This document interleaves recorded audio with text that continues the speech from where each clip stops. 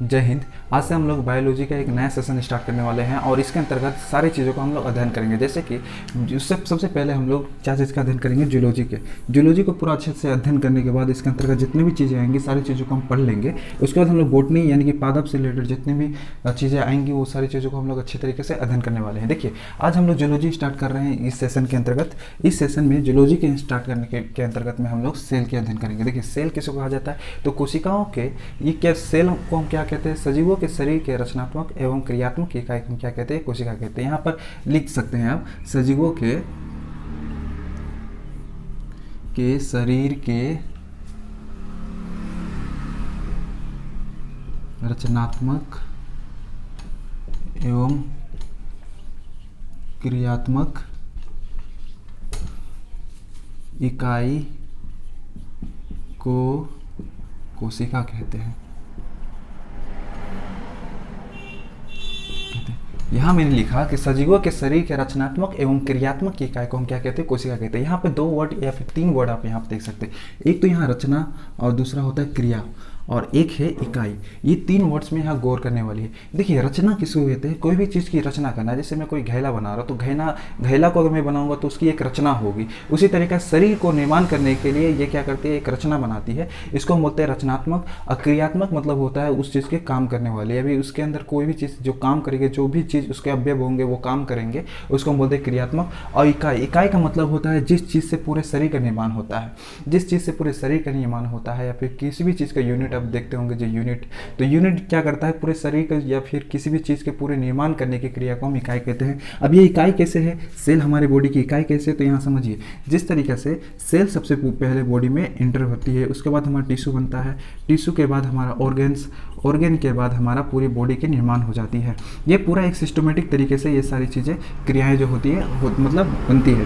तो पहले हमारे शरीर में सबसे पहले क्या बनती है, सेल बनती है, उसके बाद टिश्यू बनती है, ऑर्गन्स, और उसके बाद पूरी बॉडी। जिस तरीके से आप इस तरीके से समझ सकते हैं कि हमारे जो घर मतलब बनाने के लिए सबसे पहले ईंट की जरूरत पड़ती है। फिर ईंट के बाद एक दीवार बनता है, दीवार के बाद क्या बनता है, एक घर मतलब दीवार के बाद हमारा जो ईंट और दीवार, उसके बाद क्या बनती है, घर बनती है। तो ये एक तरीका है पूरे घर को बनाने का। उसी तरीक़ा से सेल हमारे पूरे बॉडी का निर्माण करने का एक मतलब तरीका है, एक तरीका यूनिट है। यूनिट क्या समझ में आ गया, यूनिट जिसके तहत सारी चीज़ों का निर्माण होता है, ठीक है, तो इसको यूनिट कहते हैं। तो आप ये समझ गए कि जो सेल है यानी कि कोशिका है, कोशिका किससे कहते हैं, तो आप याद रखिएगा, सजीवों के शरीर के रचनात्मक और क्रियात्मक इकाई को हम कोशिका कहते हैं। कोशिका को समझने के लिए और इसका अध्ययन को हम क्या कहते हैं, तो साइटोलॉजी कहते हैं। क्या कहते हैं, साइटोलॉजी। जिस तरीक़ा से जो हमारे हड्डियों का जो वो करते हैं, डेंटोलॉजी या फिर न्यूरोलॉजी, ये सब सुने होंगे, जैसे न्यूरॉन का जो अध्ययन करता है न्यूरोलॉजी, उसी तरीक़ा से हम जब कोशिका के अध्ययन करते हैं तो इसको हम साइटोलॉजी कहते हैं। लेकिन इसका टेक्निकल नेम होता है, उस टेक्निकल नेम को हम कहते हैं साइटो, ठीक है। तो इसके अध्ययन को तो हम साइटोलॉजी कहते हैं। जैसे हम कोशिका के बारे में पढ़ाई कर रहे हैं यानी साइटोलॉजी के अध्ययन कर रहे हैं, लेकिन किस चीज़ को पढ़ रहे हैं, तो साइटो को पढ़ रहे हैं। तो ये कोशिका को हम टेक्निकल नेम में साइटो कहते हैं। तो इस तरीके से आप इसको पूरी अच्छे से समझ गए होंगे। तो देखिए, यहाँ पे एक मतलब वैज्ञानिक थे जिनका नाम था रॉबर्ट हुक। रॉबर्ट हुक ने 1665 ईस्वी में उन्होंने क्या किया था, कोशिका की खोज की थी। सर्वप्रथम खोज किसने की थी, तो रॉबर्ट हुक नाम के वैज्ञानिक ने किया था। कब किया था, 1665 में, वो भी एक कांच की बोतल में। लेकिन यहाँ सवाल उठता है कि वो जो सेल था वो जीवित था या फिर मृत था। तो उन्होंने जो खोज किया था, यानी रॉबर्ट हुक जो खोज किए थे, रॉबर्ट हुक कितने में, 1665 में, वो एक मृत कोशिका थी, यानी मरी हुई कोशिका था, मृत कोशिका। ये जो कोशिका था वो क्या था, मृत था। तो सवाल ये उठता है, ये तो मृत कोशिका की इन्होंने खोज कर दी 1665 में, लेकिन जीवित कोशिका भी यहाँ होगा कि जीवित कोशिका की खोज किसने की, तो जीवित कोशिका की खोज किया था एंटोनियो ल्यूवेनहक नाम के वैज्ञानिक ने। एंटोनियो ल्यूवेनहक, ठीक है। एंटोनियो ल्यूवेनहक नाम के वैज्ञानिक ने क्या किया था, जीवित कोशिका की खोज की थी। मृत कोशिका जब भी बोले जाएगा तो जिन्होंने खोजा है यानी कि रॉबर्ट हुक, उन्होंने ही क्या किया था, मृत कोशिका की खोज की थी। और आपको जीवित कोशिका की खोज एंटोनियो ल्यूवेनहक नाम के वैज्ञानिक ने की थी। अब यहाँ सवाल उठता है कि अब जो ये कोशिका को तो इन्होंने खोज लिया, लेकिन ये पूरी तरीक़ा से वर्क कैसे करता है, ये कोशिका किस तरीके से बनती है, किस तरीके से पूरा शरीर का निर्माण करता है, ये तो किसी ने बताया होगा। यानी कि इसी को हम एक तरीके से क्या कहते हैं, सिद्धांत कहते हैं। तो कोशिका का सिद्धांत सबसे पहले किसने दिया था, तो यहाँ लिख सकते हैं कोशिका सिद्धांत सिद्धांत। तो कोशिका सिद्धांत जो जिन्होंने दिया था उनका नाम था आपको स्लाइडन और स्वान, स्लाइडन और स्वान। ये दो आदमी ने मिलकर क्या किया था, कोशिका के सिद्धांत को बताया था। आपने यहाँ पर कुछ क्लियर हो गया होगा।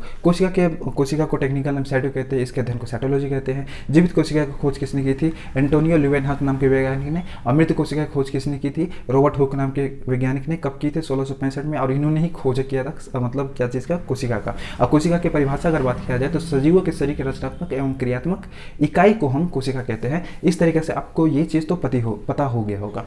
तो यहाँ पर कुछ देखते हैं कि कोशिका सबसे बड़ी, सबसे छोटी, इंसानों में सबसे बड़ी, छोटी, लंबी, ये सारी चीज़ों के बारे में हम अब डिस्कस करते हैं। देखिए दुनिया में अगर बात किया जाए कि दुनिया में सबसे बड़ी अगर कोशिका कौन सी होती है, तो शुतुरमुर्ग का जो अंडा होता है, मुर्ग का अंडा, ये दुनिया की सबसे बड़ी क्या है, कोशिका है। दुनिया की सबसे बड़ी कोशिका कौन सी होती है, शुतुरमुर्ग का अंडा। सबसे छोटी बोला जाएगा तो ये होता है माइकोप्लाज्मा, जो कि एक क्या है, एक तरीका का बैक्टीरिया है। ठीक है, ये हो गया सबसे बड़ी और एक हो गया सबसे छोटी। और मानव की अगर बात किया जाए तो मानव में सबसे बड़ी जो होती है वो होती है ओवम, जो कि किस में पाई जाती है, वो होती है फीमेल में। और एक सबसे छोटा बोला जाएगा तो वो होती है स्पर्म। स्पर्म किस में, ये होती है शुक्राणु, जिसको जो किस में पाया जाता है, तो मेल में पाई जाती है। और सबसे लंबी अगर बोला जाएगा तो सबसे लंबी कोशिका जो होती है वो हमारी होती है न्यूरॉन। न्यूरॉन क्या होती है, सबसे लंबी होती है। और आपको पता होना चाहिए कि हमारे ये बॉडी कितनी परसेंट होती है न्यूरॉन, तो 90% होती है। और 10% जो होती है वो होती है ग्लियल सेल। अब ग्लियल सेल के बारे में अभी हम चर्चा करेंगे थोड़ी देर के में। उसके बाद देखिए तेज विभाजन सबसे ज़्यादा कहाँ होता है, कोशिका जो विभाजन होता है, कोशिका विभाजन जो मतलब कोशिका जो विभाजन होता है, जैसे मेरे अंदर हाथ कट गया तो इसको भरने के लिए क्या होती है, कोशिका का विभाजन होता है। तो उसी तरीके शरीर में कहीं अगर नुकसान हो जाती है तो उसको सबसे जल्दी भरपाई यानी कि तेजी से भरपाई यानी कि कोशिका विभाजन के तेजी से कहाँ होती है, तो ये होती है हमारे लीवर में। लीवर में क्या होती है, कोशिका का तेज विभाजन है। अब ऐसे भी देख सकते हो कोई लोग के मतलब बहुत सारे ऐसे लोग भी होते हैं जो लोग शराब बहुत ज़्यादा पीते हैं और उस पीने के बाद उसके शरीर में बहुत ज़्यादा हानियाँ होती है और एक टाइम आता है कि उसमें लीवर में क्या हो जाती है, इन्फेक्शन हो जाती है या फिर कैंसर नाम की बीमारी हो जाती है। देखिए कोशिका विभाजन जो होती है वो अत्यधिक मतलब बहुत ही ज़्यादा अगर विभाजन हो रही है तो कैंसर का रूप ले लेती है। अगर कोशिका विभाजन सबसे ज़्यादा अगर होती है तो कैंसर का रूप ले लेती है। वो कहीं भी हो सकती है हमारे बॉडी में, ठीक है, कहीं भी कोशिका विभाजन ज़्यादा होगा तो कैंसर का रूप लेगा, कम होगा तो इससे भी क्या हो सकती है, प्रॉब्लम हो सकती है। तो ये पूरी तेज, सबसे लंबी, सबसे छोटी या सबसे लंबा तेज विभाजन सारा अच्छे से। अब फिर से हम एक बार रिवाइज करते हैं। दुनिया की अगर बात करें तो सबसे बड़ी कोशिका कौन सी है, शुतुरमुर्ग का अंडा। सबसे छोटी कौन सी होती है, तो माइकोप्लाज्मा। मानव में अगर सबसे लंबी की बात किया जाए तो न्यूरॉन, सबसे बड़ी अगर बात करेगा तो ओवम हो जाएगा, सबसे छोटी बोलेगा तो स्पर्म हो जाएगा। ये सारी चीज़ सबसे तेज विभाजन बोलेगा तो लीवर हो जाएगा। ये तरीका से आप यहाँ पर समझ गए होंगे। अब हम इसके बारे में और डिस्कस करते हैं।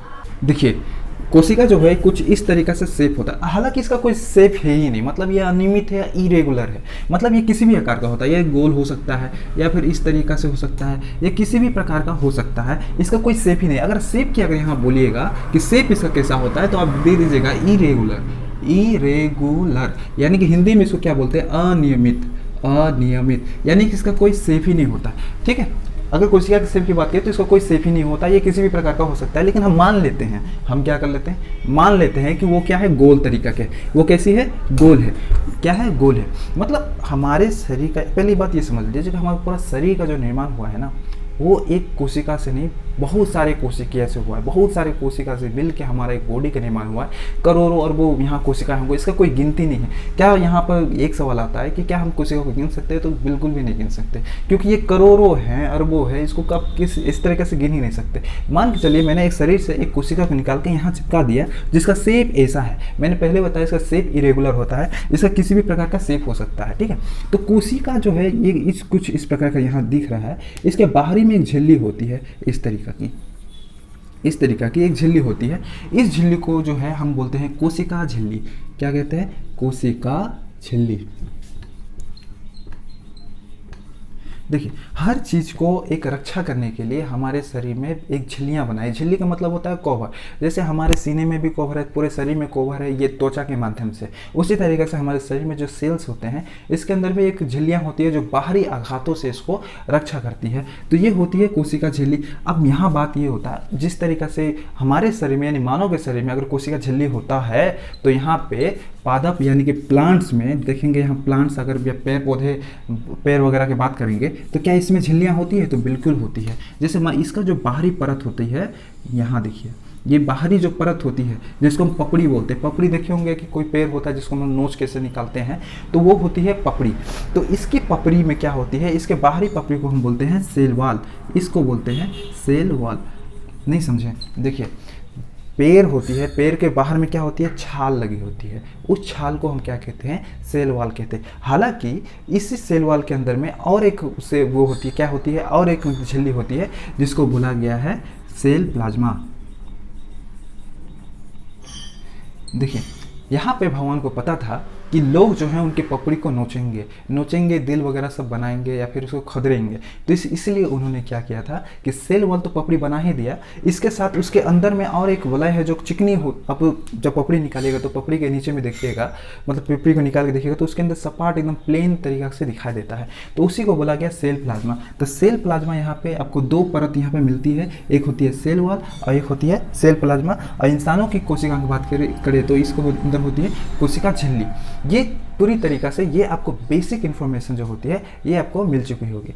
अच्छा, यहाँ बात करते हैं कोशिका के अंदर की, यानी कोशिकीय द्रव्य अंगक की बात करते हैं, यानी कि साइटोप्लाज्मिक ऑर्गेनेल्स की बात करते हैं। तो देखिए कोशिका के अंदर भी बहुत सारे अवयव होते हैं। क्या होते हैं? अवयव। ये कि बहुत सारे टाइप के होते हैं। एक होता है आपको माइटोकॉन्ड्रिया, एक होता है आपकी गोल्जी बॉडी, एक होता है वैक्यूल्स, एक होता है सेंट्रोसोम, एक होता है न्यूक्लियस, एक होता है लाइसोसोम। इस तरीका के बहुत सारे इसके अवयव होते हैं। ये सारी चीज़ों के बारे में हम अब डिस्कस करेंगे। कोशिका द्रव्य अंगक जाने से पहले हम लोग को दो चीज़ों के बारे में जानना पड़ेगा, यानी कोशिका के दो भागों के बारे में जानना पड़ेगा। एक को बोला जाता है प्रोकैरियोटिक, और एक होता है यूकैरियोटिक। दोनों को क्या कहते हैं तो समझिए।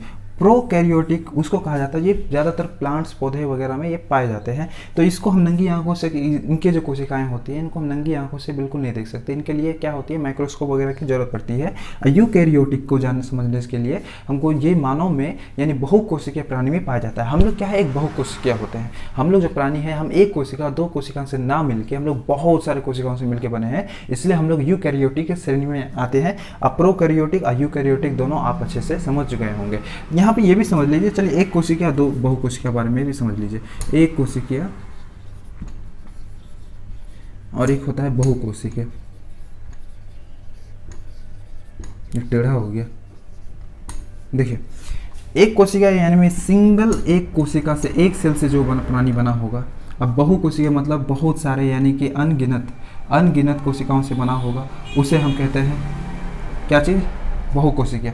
तो ये हो गया एक कोशिकीय और ये हो गया बहुकोशिकीय। तो आपको ये दोनों चीज़ समझ में आ गई होंगी। अब प्रोकैरियोटिक यूकैरियोटिक भी थोड़ा आपको माइंड में आ चुका होगा। तो अब हम समझते हैं कि साइटोप्लाज्मिक ऑर्गेनेल्स यानी कोशिका द्रव्य अंगक क्या होते हैं, इनके बारे में आप समझते हैं। चलिए देखिए, सबसे पहले हम लोग माइटोकॉन्ड्रिया के बारे में पढ़ेंगे। माइटोकॉन्ड्रिया किसे कहते हैं? तो माइटोकॉन्ड्रिया को हिंदी में सूत्रकणिका कहते हैं। माइटोकॉन्ड्रिया के हिंदी में सूत्रकणिका कहते हैं। और इसकी जो खोज किए थे वो था अल्टमैन नाम के वैज्ञानिक ने। इनको खोजा उन्होंने, लेकिन बेडा नाम के वैज्ञानिक ने इसका नाम दिया कि भाई ये जो चीज़ है इसका नाम है माइटोकॉन्ड्रिया। तो बेडा नाम के वैज्ञानिक ने इसका नामकरण कर दिया। ठीक है, देखिए खोजना एक अलग चीज़ हो जाता है, नाम करना एक अलग चीज़ हो गया। फॉर एग्जाम्पल समझ लीजिए, यहाँ पर समझिए कि अल्टमैन ने क्या किया? खोजा कि भाई ये माइटोकॉन्ड्रिया मतलब ये आखिर ऐसा क्या चीज़ है जो अलग टाइप का दिख रहा है।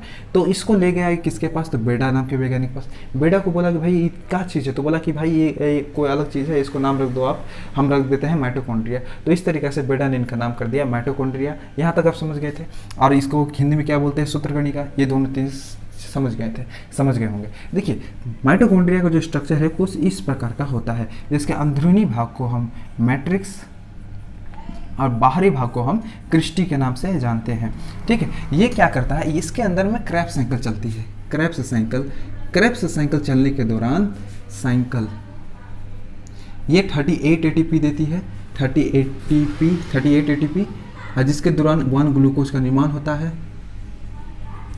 देखिए ये पेड़ बेटा नाम के वैज्ञानिक ने उनका नामकरण कर दिया। क्रेब्स, इसमें क्या चलता है, क्रेब साइकिल। क्रेब साइकिल कुछ इस प्रकार की होती है जो साइकिल की भांति होती है। साइकिल में जैसे डगर डगर के हम लोग इस तरीके से चलते हैं ना, उसी तरीके से डगर डगर के इसमें क्या चलता है, साइकिल चलती है, एक लिक्विड फॉर्म चलती है इसके अंदर में, ये लिक्विड फॉर्म में चलती है। और इसके दौरान ही क्या होता है, हमें 38 ATP मिलता है। अब ये 38 ATP क्या होती है, तो 38 ATP को मतलब फुल फॉर्म जो होता है एडिनोसाइन ट्राइफॉस्फेट, ये एक तरह का मात्रक है जिसके द्वारा हम ऊर्जा को मापन करते हैं। हर चीज़ का एक मापने के मतलब तरीके होते हैं। जैसे हम लोग कोई दाल चावल लेते हैं तो केजी में नापते हैं, पानी लेते हैं तो लीटर में, तेल लेते हैं तो लीटर में, ठीक है, कपड़ा लेते हैं तो मीटर में। तो हर चीज़ का एक मापने का तरीका होता है। उसी तरीक़ा से यहाँ पे जो मतलब हमारा जो माइटोकॉन्ड्रिया के द्वारा जो ऊर्जा मिल रही है यानी कि 38 ATP, तो ATP क्या है, इस ऊर्जा मापने की एक मापक है। हालांकि 38 ATP कैसे बनती है इसको मैं अच्छे से बाद में समझाऊंगा। तो इसके दौरान क्या बनता है, 1 ग्लूकोज का निर्माण होता है। ग्लूकोज आपको पता ही है, ग्लूकोज क्या करती है, हमें ऊर्जा देती है, और ऊर्जा के दौरान ना खेल कूद करते हैं, तो ऊर्जा ये बनाती है। अच्छा एक बता, जब ये ऊर्जा बनाएगी तो जरूर इसको कुछ बोला जाएगा। तो इसको ऊर्जा बनाती है तो इसको इसलिए हम लोग इसको रसोई घर कहते हैं, रसोई घर या ऊर्जा गृह या पावर हाउस के नाम से भी हम लोग इसको जानते हैं। ये सिर्फ क्या बनाती है, एनर्जी को बनाती है। एनर्जी सिर्फ बनाना इसका वर्क होता है, इसलिए हमको क्या कहते हैं, माइटोकॉन्ड्रिया क्या कहते हैं, रसोई घर, ऊर्जा गृह या फिर आपको पावर हाउस। ठीक है, आपने यहाँ पे माइटोकॉन्ड्रिया के बारे में समझ लिया।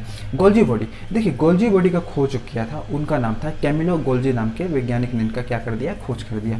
इन्होंने बताया कि माइटोकॉन्ड्रिया जो खाना मतलब जो ऊर्जा बनाती है, माफ़ कीजिएगा, जो ऊर्जा बनाती है, तो ऊर्जा जो बनाती है इसका क्या करती है, ट्रांसपोर्ट करती है। मतलब मान के चलिए मैं अभी जो बोल रहा हूँ ये क्या है, एक तो ऊर्जा है ही, लेकिन ये जो एनर्जी मेरे अंदर आया है, ये एनर्जी तो पहले माइटोकॉन्ड्रिया बना दिया, लेकिन इसको लेके जो ऊर्जा मेरे मुंह तक आ रहा है ये कौन लेके आ रहा है, तो गोल्जी बॉडी इसको लेके आ रहा है। फॉर एग्जांपल मैं दौड़ रहा हूँ, तो दौड़ने के दौरान मेरे पैरों में सबसे ज़्यादा ताकत की ज़रूरत होगी, तो ये ताकत जो है मैंने खाना खाया है, मेरा ATP बन गया है, ठीक है, मेरा ऊर्जा बन गया है। लेकिन दौड़ने के वक्त मुझे क्या मतलब सबसे ज़्यादा एनर्जी की ज़रूरत होगी, और उस एनर्जी भी कहाँ लगेगी, तो पैरों में लगेगी। तो पैरों में जो ऊर्जा की सबसे इसको जो दूरी तय करने के लिए हमको जो ऊर्जा चाहिए, इसका ट्रांसपोर्ट कौन कर रहा है, तो ये हमारा कौन कर रहा है, तो गोल्जी बॉडी कर रहा है। गोल्जी बॉडी क्या कर रहा है, ऊर्जा का परिवहन। आप यहाँ ऐसे भी लिख सकते हैं कि transportation of energy, transportation of energy कौन कर रहा है, तो ये कर रहा है गोल्जी बॉडी। गोल्जी बॉडी का बात समझ गए। माइटोकॉन्ड्रिया का काम क्या है, ऊर्जा बनाना। गोल्जी बॉडी का काम है ट्रांसपोर्ट करना, उस ऊर्जा को ट्रांसपोर्ट करना। यहाँ पर मतलब दौड़ने के बाद, जैसे दौड़ने के लिए हमारे पैर में जरूरत होती है, कभी कभी ये भी सवाल होता है कि भाई ये दौड़ने के बाद हमारा पैर क्यों मतलब दर्द होने लगता है, तो उसमें नॉर्मली सी होती है कि उसमें यूरिक एसिड जो होती है वो क्या हो जाती है, जम जाती है, जिसके वजह से हमारा पैर वगैरह ये सब दर्द होने लगता है। बुढ़ापे में यूरिक एसिड बहुत ज़्यादा होती है, इसलिए बूढ़े लोगों में उठने में, सोने में मतलब बहुत ज़्यादा परेशानी होती है, क्योंकि हर चीज़ उनका जो जितने भी सॉकेट्स होते हैं उन सब में बहुत ही ज़्यादा दर्द होता है, जॉइंट्स वगैरह में, इसलिए उन लोगों को ज़्यादा दर्द होगी क्योंकि उसमें यूरिक एसिड होता है। हालांकि अब दोनों चीज़ समझ गए। राजधानी किसको बोलते हैं, तो हमने अभी माइटोकॉन्ड्रिया, गोल्जी बॉडी, अब व्हीकल्स आप पढ़ेंगे। व्हीकल्स को हम क्या बोलते हैं, व्हीकल्स को हिंदी में राजधानी करते हैं। राजधानी में क्या होता है, ये वाटर को, पानी को ऑब्जॉर्व करता है, वाटर को एब्जॉर्प्शन करता है, वाटर एब्जॉर्बेशन, वाटर को क्या करता है, एब्जॉर्ब करता है। अब देखिए, आप समझते होंगे कि पानी हमारे पूरे बॉडी में अगर 65% है, यानी कि मेरे कमर से लेकर इतना दूर तक पानी होगा, और चलेंगे तो पूरा पानी है ना, थर थर करेगा। तो पानी जब ये थर थर नहीं होता है, क्योंकि हमारा जो सेल है, सेल के अंदर में, ये सेल के अंदर में, ये वैक्यूल्स के अंदर में पानी क्या होती है, स्टोर होती है, और जब हमको ज़रूरत पड़ती है तो पानी छिड़क देती है। जैसे देखे होंगे कि अगर हम भूखे रहते हैं तो बहुत देर तक भूखे रहते हैं तो हल्का हल्का मुँह सूखता तो है ही, लेकिन जो थोड़ी बहुत एनर्जी आती है तो वो हमको यही वैक्यूल्स का पानी के छिड़काव से आती है। ये जितने भी करोड़ों सेल्स होते हैं, करोड़ों सेल्स के अंदर में करोड़ों वैक्यूल्स होते हैं, करोड़ों माइटोकॉन्ड्रिया होते हैं, करोड़ों गोल्जी बॉडी, सब एक एक कोशिका के अंदर में, सिंगल सेल्स के अंदर में ये सारी चीज़ें होती है, और सारी चीज़ों का काम अपना अपना रहता है। उसी तरीके से व्हीकल्स का भी अपना काम रहता है, वो पानी को ऑब्जॉर्व करके रखता है। ठीक है, तो मैं बचपन सोचता था कि ये 65% अगर बात कर रहा है, यानी कि पूरे बॉडी में 65% यानी कि पानी होना चाहिए, लेकिन तो खून, मांस, बहुत सारी चीज़ें, तो ऐसा कुछ नहीं होता। ये सेल्स के अंदर में होती है, कोशिका के अंदर में होती है। ठीक है, तो 65% वाटर को ऑब्जॉर्व करता है। तो एक बात यहाँ समझिए, अगर हमारे 1% पानी की अगर कमी होती है 10% पानी की अगर कमी हो जाती है तो क्या होती है, हमको प्यास लगती है।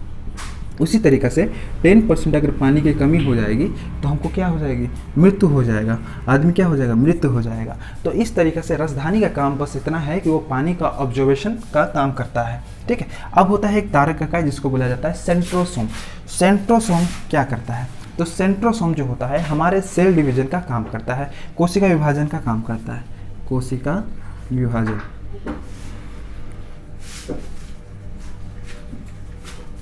कोशिका विभाजन का काम कौन करता है, तो तारक इकाई यानी कि सेंट्रोसोम करता है। ये विभाजन कैसा होता है, विभाजन का मतलब देखिए, मतलब क्या होता है कि जैसे सेल है तो सेल अपने में से एक नया सेल बनता है। जैसे मान के चलिए एक सेल बनाते हैं, जैसे मान के चलिए एक सेल है, ये सेल है, इसी से एक नया सेल बन रहा है, इसी से निकल के एक सेल बन रहा है, ठीक है।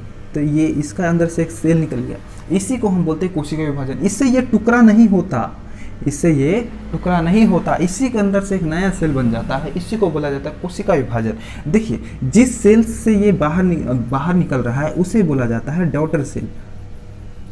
क्या कहा जाता है, डॉटर सेल। अब जो बड़ी सेल होती है इसको, जिस सेल से वो निकल रही है उस सेल को हम बोलते हैं मदर सेल, मदर सेल। इतना आपको ये समझ में आ गई होगी। अब इसका वर्क समझिए, करता क्या है, हमारे शरीर में कहीं घाव बनती है, कोई भी चीज़ें मतलब ऐसी क्षति हो जाती है, जैसे हमको चोट लग गई, तो उसका भरपाई करने के लिए ये क्या करती है, कोशिका विभाजन करती है। कोशिका विभाजन करने के बाद वो जो हमारे जहाँ पर चोट लगी हुई है उसको वो भर देता है। फॉर एग्जाम्पल कोई पुलिस आके अगर आपको कस के वहाँ मार दे, कहीं पे किसी मतलब जगह पे मार दे, तो उस जगह पे क्या हो जाती है, काले रंग की छाले, काले रंग के दागे बन जाती है। तो काले रंग के दाग बन जाने का मतलब ये होता है कि उस जगह के जो सेल्स होते हैं वो क्या हो गई है, आपकी मर गई है। अब मरने के बाद एक नई नई सेल्स का वहाँ क्या होने लगेगा, निर्माण होने लगेगा। तो उसको लिए आपको थोड़ी टाइम लगती है, उसके बाद वहाँ नए नए सेल्स बनने लगते हैं। और एक चीज़ समझिए, हमें जो होती है, पुलिस वाले जो होते हैं, या तो आप ड्राइवर मतलब कार में बैठे होते हैं तो वहाँ पर सीट बेल्ट होती है, सीट बेल्ट अगर नहीं लगाए होते, और जब बाइक चलाते हैं तो वहाँ भी आप हेलमेट अगर नहीं लगाते हैं, इसके वजह से आपको वहाँ चालान देना पड़ता है। इसका रीज़न बस इतना होता है कि हमारा जो ब्रेन में अगर हमको चोट लग जाएगी, चाहे कार में बैठे रहते हैं, कार में अगर सीट बेल्ट नहीं लगे, तो हमारा अगर कहीं एक्सीडेंट होता है तो डायरेक्टली सर पे हिट होता है। तो सर में हमारा क्या होता है, सेल डिवीजन नहीं होती है, सर पे हमारा सेल डिवीजन नहीं होती है। इसलिए जो पुलिस वाले लोग होते हैं आपको सचेत करने के लिए आपको फाइन बोलती है, दोबारा बोलती है कि ऐसा काम ना करें, आप हेलमेट वगैरह या फिर सीट बेल्ट वगैरह पहन के चले। क्योंकि हमारे ब्रेन में सेंट्रोसोम तो होता ही नहीं है। तो हमारे पूरे बॉडी में सेंट्रोसोम होता है लेकिन हमारे ब्रेन में नहीं होता, यानी कि हमारे पूरे शरीर में मतलब कहीं भी घाव या फिर कोई चोट लग जाए तो वहाँ पर ये विभाजन होगी, कोशिका विभाजन को ठीक कर देगा। लेकिन ब्रेन में ऐसा क्यों नहीं होता, क्योंकि हमारा ब्रेन में जो होता है क्या होता है, 90% तो सिर्फ न्यूरॉन होता है। ब्रेन में क्या होती है, यहाँ कहाँ लिख दें, यहाँ लिख देते हैं। ब्रेन में क्या होता है, 90% हमारा न्यूरॉन होता है और 10% क्या होती है, ग्लियल सेल होती है। जैसे मैंने अभी बताया था थोड़ी देर में, ये ग्लियल सेल क्या करता है, इसी की विभाजन अगर तेज होती है तो ये हमारे ब्रेन कैंसर देती है, ब्रेन कैंसर नाम की बीमारी हो जाती है। तो 90% न्यूरॉन होती है और ग्लियल सेल जो होती है वो 10% होती है। इसी की वजह से क्या हो जाती है, हमारे ब्रेन कैंसर हो जाती है। लेकिन ग्लियल सेल जो होती है 10%, इसके अत्यधिक अगर विभाजन होता है, मतलब विभाजन के ज़्यादा विभाजन होने के फलस्वरूप ये हमें कैंसर का रूप देती है। अब कोशिका विभाजन या फिर मतलब सेंट्रोसोम जो हो गया, कहीं हमारे पूरे बॉडी में है लेकिन ब्रेन में नहीं है, ये बात याद रखें। कई बार प्रश्न आए हैं कि हमारे क्या ब्रेन में, पूरे शरीर में, यहाँ पूछा गया कि पूरे शरीर में क्या सेंट्रोसोम होती है, तो वहाँ पर होगा नहीं, हमारे पूरे शरीर में ना होके मतलब पूरे शरीर में होके और सिर्फ ब्रेन में जो सेंट्रोसोम होती है वो नहीं होती, क्योंकि वहाँ क्या होती है 10% ग्लियल सेल होती है, जिसका वजह से इसके विभाजन से क्या हो जाती है, हमारी ब्रेन कैंसर नाम की रोग हो जाती है। तो यहाँ पे ये आप तारक इकाई सेंट्रोसोम समझ गए। अब बात करते हैं हम किसकी, तो राइबोसोम की। तो राइबोसोम समझिए, राइबोसोम का काम क्या है, यहाँ ये समझिए। राइबोसोम का काम नॉर्मली क्या होता है, देखिए इसका खोज कौन किया था, पेलाडे नाम के वैज्ञानिक ने किया था। देखिए इसका जो मतलब राइबोसोम काम होता है, प्रोटीन का निर्माण करने का काम होता है, प्रोटीन का निर्माण। ये प्रोटीन का निर्माण करता है। हालांकि mRNA टीआरएनए और आरआरएनए, वो हम आरएनए में पढ़ेंगे, तो उसके वहाँ आपको बताएंगे कि किस तरीक़ा से ये प्रोटीन का निर्माण करता है। तो प्रोटीन का यहाँ पर निर्माण कौन करता है, तो हमारा राइबोसोम करता है, ठीक है। अब देखिए प्रोटीन को भी दो भागों में बांटा गया है, एक होगा 70S और एक होता है 80S। देखिए 70S को बोला गया, ये नॉर्मल प्रोटीन होती है, ये प्लांट्स वगैरह में ज़्यादा पाई जाती है, और 80S में ये ज़्यादा बड़ी होती है, और ये किस में पाई जाती है, तो ये आपको जो ह्यूमंस होते हैं, ह्यूमंस या फिर एनिमल्स, इन सारी चीज़ों में ये 80S की प्रोटीन पाई जाती है। अब हम लाइसोसोम की बात करते हैं। देखिए लाइसोसोम का काम क्या होता है, तो लाइसोसोम का जो काम होता है ये होता है कि इसके अंदर में जो कोशिकाएं होती है, कोशिकाएं यानी कि जो भी कोशिकाएं के अंदर में जो हमारे कोशिका अंगीय द्रव्य है, ये अगर काम करना बंद कर दे, फॉर एग्जांपल माइटोकॉन्ड्रिया का काम है ऊर्जा बनाना, ये बंद कर दे, गोल्जी बॉडी का काम ट्रांसपोर्टेशन करना, ये बंद कर दे, वेहिकल्स का काम है पानी का ऑब्जर्व करना, ये बंद कर दे, कोशिका विभाजन का काम है, कोशिका विभाजन काम करना बंद कर दे, राइबोसोम प्रोटीन बनाने का काम बंद कर दे, तो लाइसोसोम ऐसी स्थिति में न्यूक्लियस जो होता है, न्यूक्लियस क्योंकि हम कोशिका का ब्रेन कहता है, अभी बताएंगे न्यूक्लियस क्या होता है, तो न्यूक्लियस क्योंकि हमारे कोशिका का ब्रेन होता है, ये खबर करता है कि इसको लाइसोसोम को बोलता है देखो ये सब वर्क नहीं कर रहे हैं, ये सारे जो अंगक है ये सारे वर्क नहीं कर रहे हैं, आप एक काम करो, आप यहाँ पे जितने भी लोग हैं सबको खत्म कर दो। तो खत्म करने के दौरान क्या होता है, सभी को यहाँ पर खत्म कर देता है। कैसे करता है तो समझिए, लाइसोसोम के अंदर में हाइड्रोलाइटिक एंजाइम होती है, क्या होती है, हाइड्रोलाइटिक एंजाइम। ये एंजाइम को जैसे ये छोड़ता है तो ये सारे के सारे जो सेल्स होते हैं और साथ ही में इसके जो बगल के जो सेल्स होते हैं उसको भी ये नष्ट कर देता है, किसके द्वारा, हाइड्रोलाइटिक एंजाइम की वजह से। इसी के वजह से इसको हम आत्महत्या की थैली कहते हैं। क्या कहते हैं, आत्महत्या की थैली, आत्महत्या की थैली, ठीक है। और दूसरा इसे सुसाइड बैग भी बोला जाता है, सुसाइड बैग। इसके अलावा हम इसको एटम बॉम्ब के नाम से भी जानते हैं, ठीक है। तो आप ये समझ गए कि लाइसोसोम का काम क्या होता है। ये जो कोशिका का सेल, जो कोशिका सेल के अंदर में जो कोशिका द्रव्य अंगक होते हैं, ये अगर वर्क नहीं करते हैं तो इसके अंदर क्या होता है, हाइड्रोलाइटिक एंजाइम के द्वारा ये सारे को क्या कर देते हैं, खत्म कर देते हैं। ये आपको लाइसोसोम समझ में आ गया। अब बात करते हैं केंद्रक को। तो केंद्रक क्या होता है, केंद्रक को कोशिका का ब्रेन कहा जाता है। क्यों, तो समझिए, ये सबकी नज़र रखता है, ये माइटोकॉन्ड्रिया को भी नज़र रखेगा, ये गोल्जी बॉडी को भी नज़र रखेगा, वेहिकल्स को भी नज़र रखेगा, सबको देखेगा कि ये सारा वर्क काम कर रहा है या नहीं कर रहा है। तो इसलिए इसको काम, मतलब जो भी काम ये लोग, जैसे कि एक मैनेजर होता है जो सारा देखता है काम कि हो रहा है या नहीं हो रहा है, तो न्यूक्लियस क्या करता है, ये सारे लोगों का काम देखता है कि ये लोग ठीक ढंग से कर रहे हैं या नहीं। अगर नहीं करते तब जाके ये लाइसोसोम को इन्फॉर्मेशन करता है। इसलिए हमको जो न्यूक्लियस है इसको हम क्या बोलते हैं, इसको कोशिका का ब्रेन कहते हैं। क्या कहते हैं, कोशिका का ब्रेन, ठीक है, ये कोशिका का ब्रेन कहते हैं। अब यहाँ समझते हैं अंतःप्रद्रव्य जालिका। आपको ये न्यूक्लियस लाइसोसोम में मैंने समझा दिया कि आपको अच्छे से ये समझ में आ चुका होगा। एंडोप्लाज्मिक रेटिकुलम यानी कि ER को आप समझते हैं। अंतःप्रद्रव्य जालिका को हम दो भागों में बांटते हैं, ठीक है। इसको हिंदी में, इंग्लिश में एंडोप्लाज्मिक रेटिकुलम कहते हैं। एक होता है आपको स्मूथ ईयर। देखिए इसको पहले स्ट्रक्चर समझते हैं कि इस स्ट्रक्चर के साथ, इसका स्ट्रक्चर कुछ इस प्रकार, मतलब इस प्रकार का होता है। ये इसको कोशिका का कंकाल भी कहा जाता है, कोशिका का कंकाल, इसको कोशिका का कंकाल कहा जाता है। क्यों, क्योंकि इसके बीच में ना एक लाठी जैसा इसको ऊपर उठा के रखता है, इससे उठा के रखता है।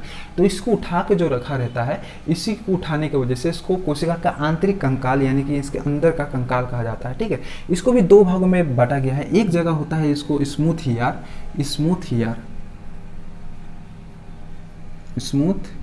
ER, और एक होता है रफ ER। देखिए स्मूथ ईयर में ये बहुत ही चिकनी होती है, यानी कि यहाँ पर सिर्फ क्या होती है, फैट होती है। इस एरिया में क्या होती है, फैट होती है। और रफ ईयर में क्या होती है, प्रोटीन होती है, जो खुदरा होती है, मोटी होती है। तो खुदरा में क्या होती है, इसमें प्रोटीन का निर्माण होता है। तो ये अंतःप्रद्रव्य जालिका का काम दो होते हैं। इसको कोशिका, अब यहाँ समझिए, कोशिका अंतःप्रद्रव्य जालिका को कोशिका का कंकाल, आंतरिक कंकाल कहा जाता है। दूसरा, इसके दो भाग होते हैं। एक भाग को हम स्मूथ ईयर, दूसरे भाग को हम रफ ईयर कहते हैं। स्मूथ ईयर में वसा का निर्माण होता है और रफ ईयर में प्रोटीन का निर्माण होता है। तो स्मूथ ईयर यहाँ पे आप समझ गए। तो इस तरीक़ा से और भी हम बहुत ही सारी चीज़ों के बारे में चर्चा डिटेल्स में करेंगे यहाँ पे, क्योंकि वीडियोस बहुत लंबी हो जाएगी, इसलिए हम इसको पार्ट 1 और पार्ट 2 के भागों में बांटेंगे, ठीक है। तो आपको ये सारी चीज़ें समझ में आ गई होगी, ठीक है। और इसके अलावा जो प्लास्टिड हो गए, DNA, RNA, ये सारी चीज़ों के बारे में हम चर्चा करेंगे, ठीक है। मिलते हैं नेक्स्ट क्लास में, तब तक के लिए जय हिंद।